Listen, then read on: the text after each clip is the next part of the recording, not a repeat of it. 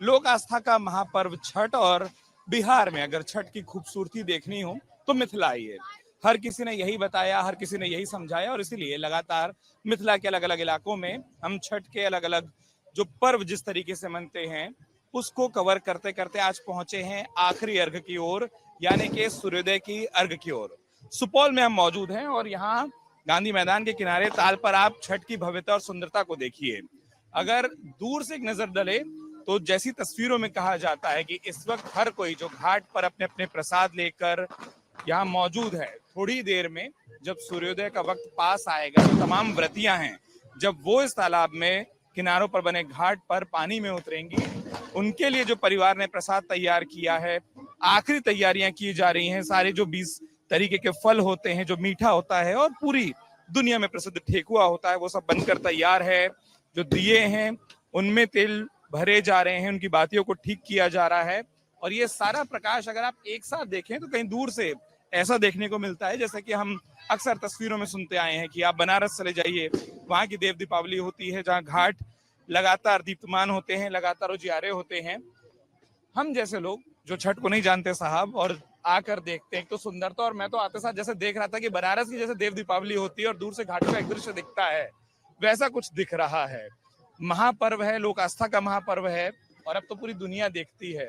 इतनी मुस्कुराहट छठ की ही है। बिल्कुल छठ की ही मुस्कुराहट है और हम समझते हैं कि ये हम लोगों की सभ्यता और संस्कृति का प्रतीक है। हम लोग सूर्य उपासना के साथ साथ बिहारियों का ये प्रतीक हो गया। दुनिया भर में लोग जहाँ भी रहते हैं तो छठ के लिए उत्साहित रहते हैं और छठ में हम लोग यहाँ पहुँचते हैं और बस ये तैयारी करके और सब लोग आते हैं।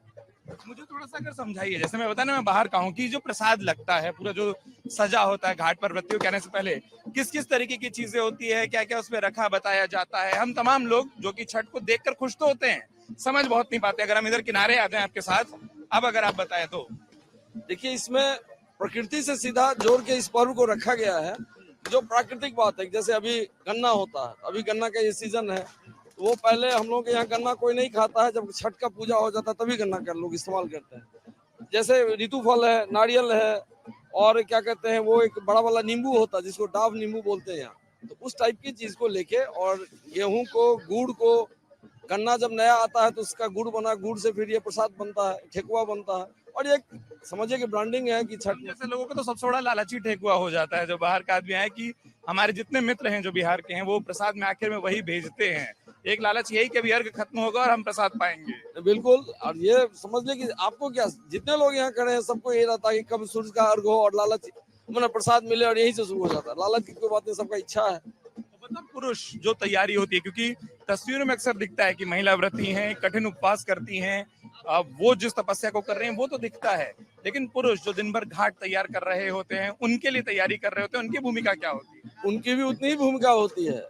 ये मतलब खर्चीला पर्व भी है, सारे लोग इसमें लगे रहते हैं, घाट सफाई से लेके सड़क सफाई।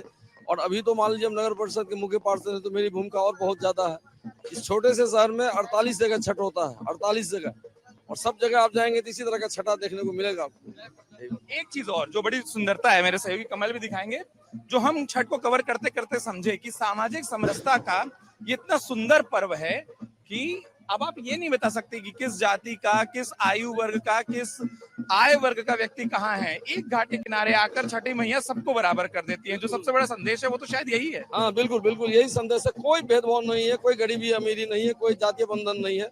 सब लोग एक साथ आते हैं, एक साथ पर्व करते हैं, चले जाते हैं। बहुत शुक्रिया। और व्यवस्था, तैयारियां, जैसे हमने कहा ना कि हमको वो एक अद्भुत छठा दिख रही है, उसका भी आभार, उसका भी धन्यवाद। और जैसा हम लगातार कह रहे हैं कि हम सुपौल में मौजूद हैं, छठ को दिखाने की कोशिश कर रहे हैं। सुबह का जो अर्घ है, ये सुबह का वक्त है, 5 बजे के वक्त है, और इंतजार हो रहा है जैसे जैसे सूर्योदय का वक्त पास आएगा, 6 बजे का वक्त पास आएगा, उस दौरान क्या छठा होगी वो भी आपको दिखाएंगे। लेकिन उससे पहले जो आखिरी वक्त की तैयारी होती है, जो सजे हुए दीप होते हैं, कहीं दूर में जलते पटाखे होते हैं, वो कैसे लगते हैं वो आपको दिखाया। अपने सहयोगी कमल रावत के साथ मैं उत्कर्ष रघुपति, सुपौल से अमर उजाला के लिए।